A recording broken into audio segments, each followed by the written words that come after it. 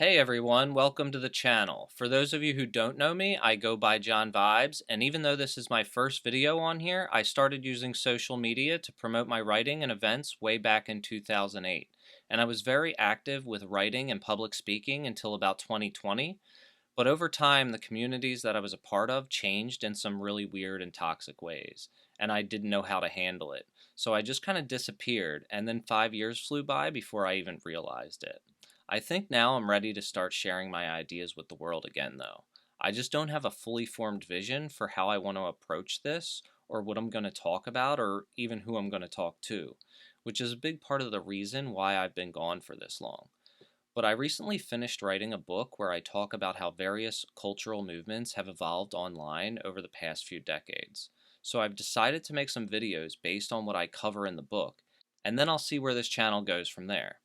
You probably guessed that John Vibes is a pen name, but it actually isn't a name that I picked for myself. It was just something that developed organically about 15 years ago when I was running a rave crew called Good Vibes Promo. Raves were in a legal gray area back in those days, especially the ones that I was throwing. So I wasn't really trying to tell anyone my full government name, so everyone just started calling me John Vibes. That rave crew was eventually what led to my path in activism. I always had a problem with authority, but Good Vibes was the first time I had a platform and felt like I was capable of making an impact. I actually have a picture of the moment that this started. This picture was taken in November of 2008 at a drum and bass party I hosted at a club called the Black Hole.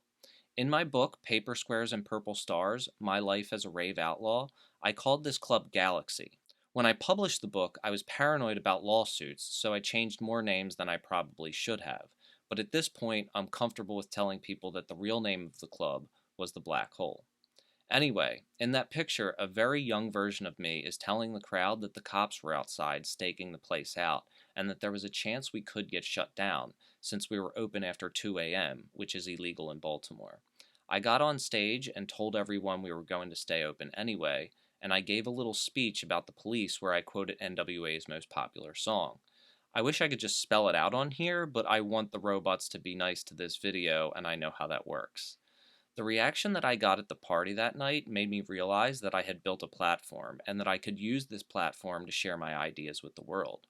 My crew was only about 6 months old at that point, and it was already a bit controversial. I fell in love with the rave culture because of the freedom and acceptance. It felt like a sanctuary from a world that was harsh, judgmental, and filled with a bunch of oppressive traditions and rules.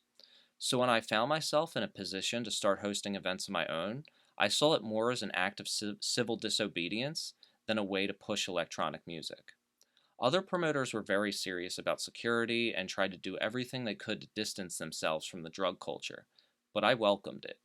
My first event was called Hard Time, partly because I had hardstyle on the main stage, and partly because I gave a discount to anyone who dressed up like a cop.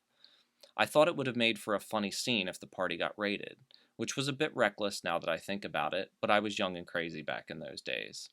At first, most of my activism was centered around my events, but I eventually started writing political and cultural commentary and sharing my work online. Aside from a very general view of anarchism, I never really identified with any ideology, but I was very immersed in the conspiracy and libertarian movements, and was also very supportive of Occupy Wall Street. Conspiracy and libertarian crowds were not nearly as right-wing back then as they are today, and this shift is ultimately what pushed me away. This is one of the major themes in my book. I started to see that people in my comments and other activists in my orbit were becoming increasingly hostile to social justice, which I saw and still see as an important human rights struggle. I quickly realized that I had built a platform in a space that had totally turned against my core values. It wasn't just the culture shifting around me, though. I also went through some changes in my own life that forced me to step back and reevaluate my beliefs, and had me questioning whether or not I was being responsible with my platform. I'll have a whole video on this later, but basically I got lymphoma, which is a type of cancer. I started getting symptoms around late 2015, but wasn't formally diagnosed until early 2017. And then when I finally was diagnosed, I didn't respond in the best way. I decided to experiment with my body and prove that I could be cured with a bunch of herbs, because I was convinced that that was the best path. I also felt a responsibility to take that path because I had promoted those kinds of strategies in my writing. So I did the experiment, and after about a year or so, it became obvious that the experiment was failing. It was looking like I wasn't going to make it, so I had to swallow my pride and do the chemo. Luckily, the treatment that I had been avoiding for over a year saved my life. But not long after I got out of the hospital, 2020 happened, and the crunchy scene of supposedly pure health that started going mainstream around that time looked a lot different to me than it did before my battle with cancer when I was a true believer. I'll get more into this in a standalone video, but it's important to mention now because it's a big part of the reason for my hiatus. One thing I do want to be very clear about, though, outside of the health stuff and a few economic policies, my beliefs haven't changed since I started writing. I first started using the internet in 1996, and that was where I spent most of my waking hours for a big portion of my life. So I've lived through the development and toxification of so many of the cultures that formed as this technology developed. At many times throughout my life, this world inside my computer was the only source of community that I had, and during other times, it became a tool to build businesses and share my ideas. As far as what my ideas are, I'll get into that over the course of this series, but I've always been extremely skeptical of the government, the police, organized religion, the financial system, and just society in general, because the way that things are structured cause a lot of pain and suffering for a lot of people. I've never had any hope of changing any of this through the political system, because of how both parties are committed to defending war and incarceration. But on the other hand, forceful revolutions usually end up backfiring, so I put a lot of faith in the internet as a potential solution because it really seemed like it was starting to change things, and I thought that it might give us some creative new way out of this mess that we call civilization. I wrote some books, I hosted some conferences, and I had a career in independent journalism for almost 10 years. I thought that I would be on this path forever, until a few years ago when I left it all behind.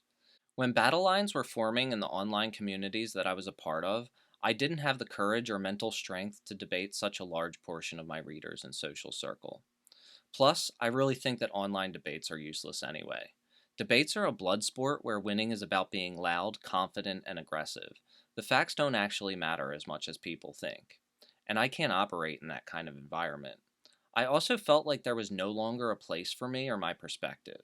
So I just stopped writing and speaking about the news and found 9 to 5 work in crypto, since I knew a lot about the tech from covering it as a journalist during the Silk Road era. But this space has also developed an increasingly right wing culture, especially in the past year since the industry has bought off the current administration. I'm also interested in AI, which has also become very right wing coded as well.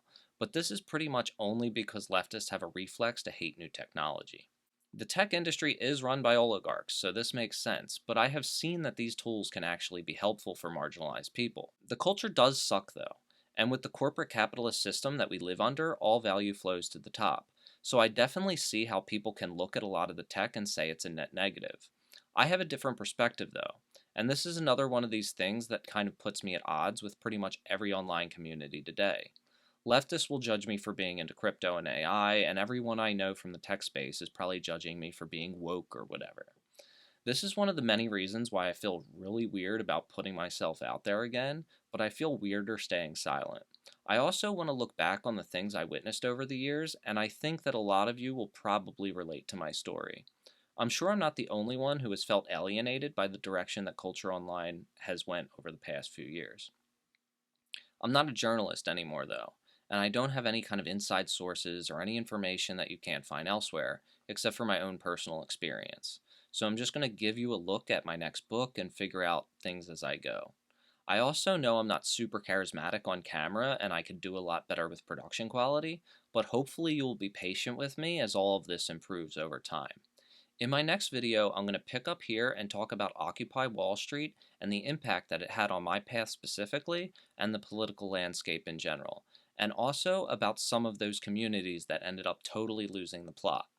Thanks for checking out my channel, and since I'm just getting started all over again, it would be a huge help to like the video and subscribe to the channel and let me know what you think in the comments. Peace.